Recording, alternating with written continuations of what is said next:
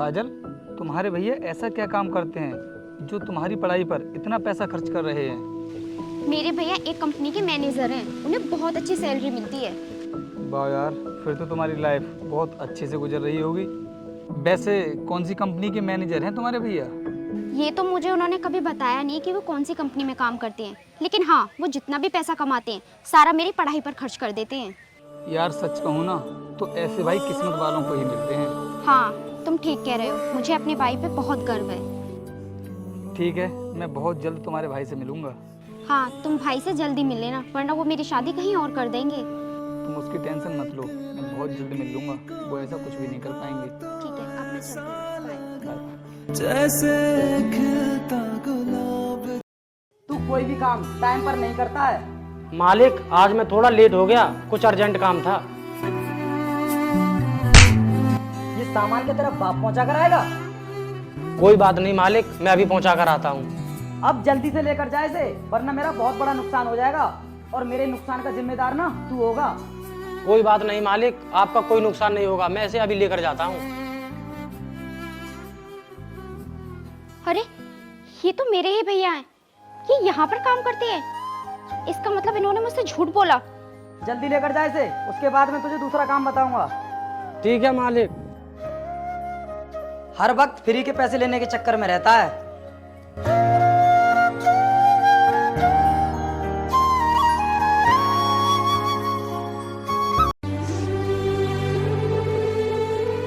अरे छोटी, मुंह लटका कर क्यों बैठी है? चल मुझे खाना लगा दे। खाना बना हुआ रखा है किचन में, अपने आप ले लो और खा लो। अरे छोटी, ये तू कैसी बातें कर रही है? आज से पहले तो तूने मुझसे ऐसा कुछ नहीं कहा। किस बात पर नाराज है तू? क्योंकि तुमने मुझसे इतना बड़ा झूठ बोला, मुझे धोखे में रखा। बताओ भैया, मुझे धोखे में क्यों रखा तुमने? लेकिन बहन, मैंने ऐसा क्या कर दिया जो तू इतना गुस्सा कर रही है? तुमने मुझसे कहा था कि तुम एक कंपनी के मैनेजर हो, लेकिन तुम तो किसी सेठ के यहाँ नौकर का काम कर रहे हो। छोटी, ऐसा कुछ भी नहीं है, तू गलत समझ रही है मुझे। झूठ मत बोलो भैया, मैंने अपनी आंखों से देखा था वो सेठ तुम पर कितना अत्याचार कर रहा था। तूने सब कुछ देख ही लिया है तो सुन, ये सब मैं तेरे लिए ही तो करता हूँ, जिससे तू अपनी पढ़ाई कर सके। मुझे पढ़ाने के लिए तुम अपने ऊपर इतना जुल्म क्यों करवा रहे हो भैया? लेकिन भैया, आपने मुझे अंधेरे में क्यों रखा? आप मुझे बता भी तो सकते थे कि एक सेठ के यहाँ तुम नौकर का काम करते हो। देख बहन, अगर तुझे मेरी इतनी ही चिंता है तो तू मन लगाकर पढ़ाई कर और मुझे कुछ बनकर दिखा। भैया, तुम चिंता मत करो, मैं मन लगाकर पढ़ाई करूंगी और कुछ बन के दिखाऊंगी, और फिर तुम्हें ये काम भी नहीं करने दूंगी। ठीक है छोटी, अब तू ये सब बातें छोड़, मुझे खाना ला कर दे दे। ठीक है भैया।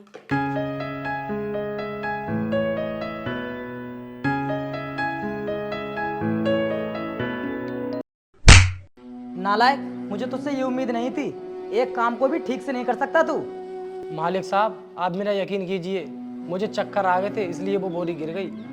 तेरी छोटी सी गलती की वजह से किसी दिन मुझे भारी नुकसान भुगतना पड़ेगा। मालिक, ऐसा उस बोरी में क्या था जो आप मुझे पीट रहे हैं? उस बोरी में खली तो थी। उस बोरी में खल तेरे लिए होगी, हमारे लिए तो उस बोरी में लाखों का सोना था। मालिक, मैं कुछ समझा नहीं, आप क्या कहना चाहते हो? तेरे लिए कुछ भी समझने की जरूरत नहीं है।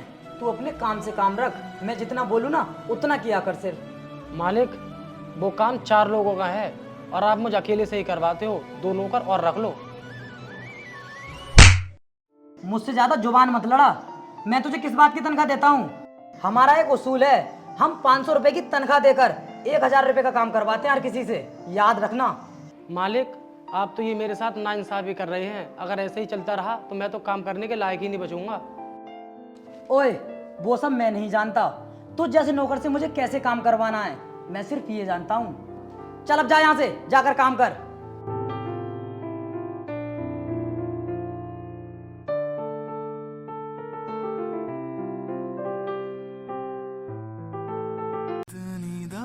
काजल, क्या बात है, बहुत परेशान लग रही हो? अरे नहीं, मैं कहाँ परेशान हूँ, मैं तो बिल्कुल ठीक हूँ। वैसे ये बताओ कि मैनेजर साहब से कब मिलवा रही हो? कौन मैनेजर साहब? अरे इतनी जल्दी भूल गई? तुम्हारे भैया से मिलने की बात कर रहा हूँ, वही तो मैनेजर हैं। रोहित, मुझे माफ़ कर देना, मैं तुमसे कुछ छुपाना नहीं चाहती, क्योंकि मैंने अपनी ज़िंदगी में तुमसे सच्चा प्यार किया है। मेरे भैया किसी कंपनी के मैनेजर नहीं हैं। ये क्या बकवास कर रही हो तुम? तुमने तो बोला था कि तुम्हारे भैया बहुत बड़ी कंपनी में मैनेजर हैं। रोहित, तुम इतना चौंक क्यों रहे हो? जो सच है मैंने तुम्हें वही बताया है। अरे मैं तो सोच रहा था कि तुम बहुत अमीर घर से होगी, तुमसे शादी करूंगा तो दहेज भी मुझे अच्छा मिलेगा, लेकिन तुम तो कंगाल निकली। रोहित, मुझे नहीं पता था कि तुम दहेज के लालची हो। तुमने पैसों के लिए मुझसे प्यार किया है। मुझे भी तो नहीं पता था कि तुम एक कंगाल की बहन हो। आज के बाद ना मुझसे मिलने की कोशिश भी मत करना। रोहित, ये सब क्या कह रहे हो तुम? मैंने जिंदगी में सिर्फ तुमसे प्यार किया है, तुम मुझे ऐसा धोखा नहीं दे सकते। धोखा तो तुमने दिया है मुझे, अपनी सच्चाई छुपाकर। रोहित, मेरा यकीन करो, मैं सच कह रही हूँ। मुझे भी नहीं पता था कि मेरे भैया किसी कंपनी के मैनेजर नहीं बल्कि एक नौकर हैं। अब तो पता चल गया ना कि तुम्हारा भाई एक नौकर है। और हाँ, इस पिज्जा को ना तुम ही खा लेना।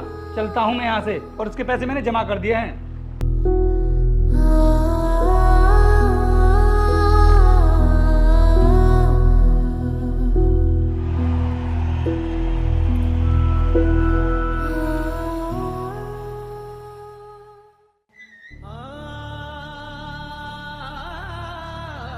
साहब, आपने ये बोरा मंगवाया था, बताइए कहाँ रख दूँ इसे?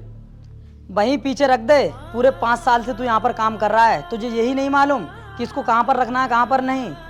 साहब, आप हर बार नई जगह ही बताते हो, इसलिए पूछ रहा था मैं। हाँ ठीक है, चल अब रख दे। ठीक है मालिक।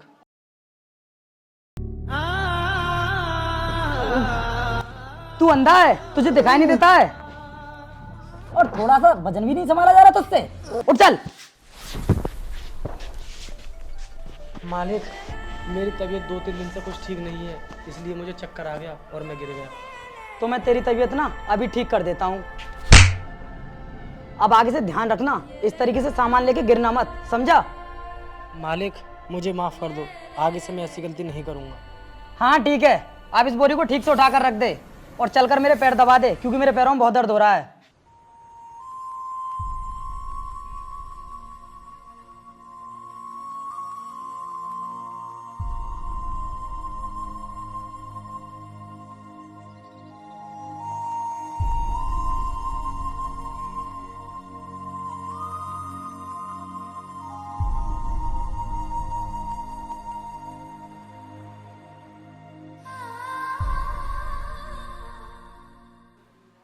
मालिक, मुझे आपकी सेवा करते करते पूरे 5 साल हो चुके हैं, लेकिन मैंने अभी तक छुट्टी नहीं ली है। तो इसमें मैं क्या करूं? मुझसे पैसे एडवांस भी तो लेता है तू। मालिक, मेरी तबीयत कुछ दिनों से ठीक नहीं चल रही है, इसलिए मैं 3 दिनों की छुट्टी लेना चाहता हूँ, और इसीलिए मैं बार बार गिर जाता हूँ और आपका नुकसान हो जाता है। तेरा दिमाग खराब तो नहीं है? तेरे छुट्टी लेने से हमारा कई लाख का नुकसान हो जाएगा। मालिक, मुझ पर रहम कीजिए, मुझे छुट्टी दे दीजिए। डॉक्टर ने भी बोला था कि तुम्हें आराम करने की ज़रूरत है। हाँ बोला होगा। अगर तुझे छुट्टी लेने का ज़्यादा ही शौक है ना, तो हमेशा हमेशा के लिए तेरी छुट्टी कर देता हूँ, और आज अपना हिसाब किताब भी कर लेना। नहीं मालिक, आप ऐसा मत करो, मुझे नहीं लगता कि मुझे दूसरी जगह कहीं काम मिल जाएगा। तो फिर सोच ले, तू काम चाहिए या फिर हमेशा के लिए छुट्टी? मालिक, काम के साथ साथ छुट्टी भी जरूरी है। अगर मैं बीमारी काम करता रहूँगा तो बहुत ही जल्द मर जाऊँगा। ये सब कुछ ना तू काम पर आने से पहले सोचता।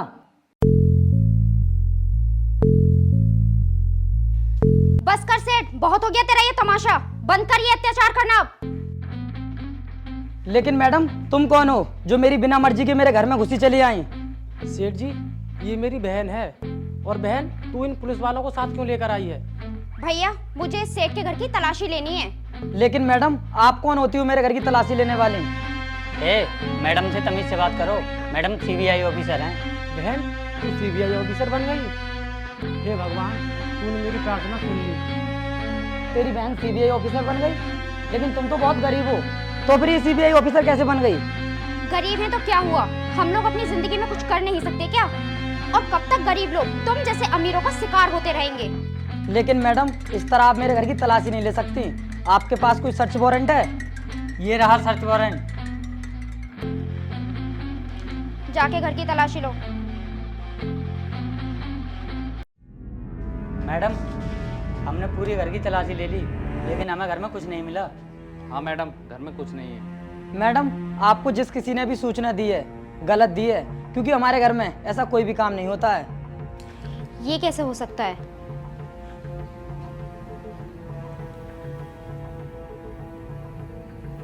इस बोरे को खोलो।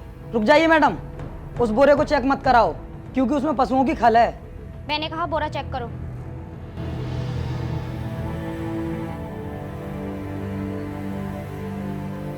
मैडम, इसमें तो सोने की मूर्ति है। इधर लाओ इसे। मैडम, मैं इसके बारे में कुछ भी नहीं जानता कि ये मूर्ति इस बोरे में कहाँ से आई। ये तो वही मूर्ति है जो स्वर्ण मंडी से कुछ दिन पहले चोरी की गई थी। देख, साफ साफ बता दे, वरना ट्रीटमेंट करना हमें बहुत अच्छी तरीके से आता है। ठीक है मैडम, मैं अभी आपको सब कुछ सच बताता हूँ। मैं ये मूर्तियाँ किसी दूसरे इंसान के पास पहुँचाता हूँ और वो इंसान ही इन मूर्तियों की तस्करी करता है। मुझे तो सिर्फ थोड़े बहुत पैसे मिल जाते हैं। अब मैं समझ गया मालिक कि आप बोरी गिरने पर मुझे क्यों मारते थे, क्योंकि उसमें रखी हुई मूर्तियाँ टूट जाती थी और आपका लाखों रुपए का नुकसान हो जाता था। कौन है वो आदमी जिसके पास तुम चोरी की मूर्तियां सप्लाई करते हो? मैं आपको उसका एड्रेस बता देता हूँ और वो वहीं मिलेगा। कांस्टेबल, इसे साथ लेकर चलो। और भैया, आप घर जाइए।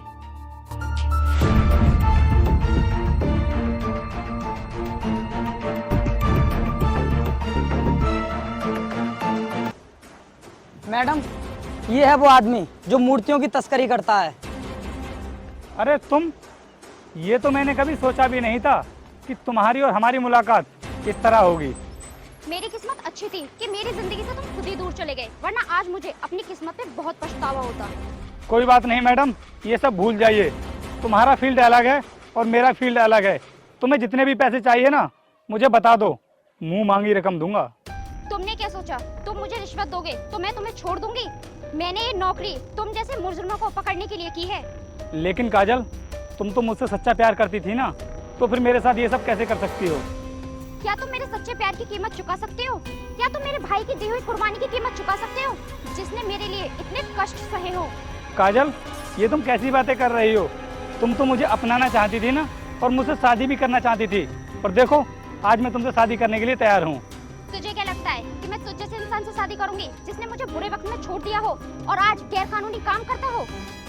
और मेरे भैया को देख, जिन्होंने गुलामी पसंद की लेकिन गैर कानूनी काम नहीं किया। और तुम मुझसे शादी करना चाहते थे ना? चलो, उससे पहले मैं तुम्हें तुम्हारे ससुराल पहुंचा देती हूँ। कांस्टेबल, लेकर चलो इन्हें।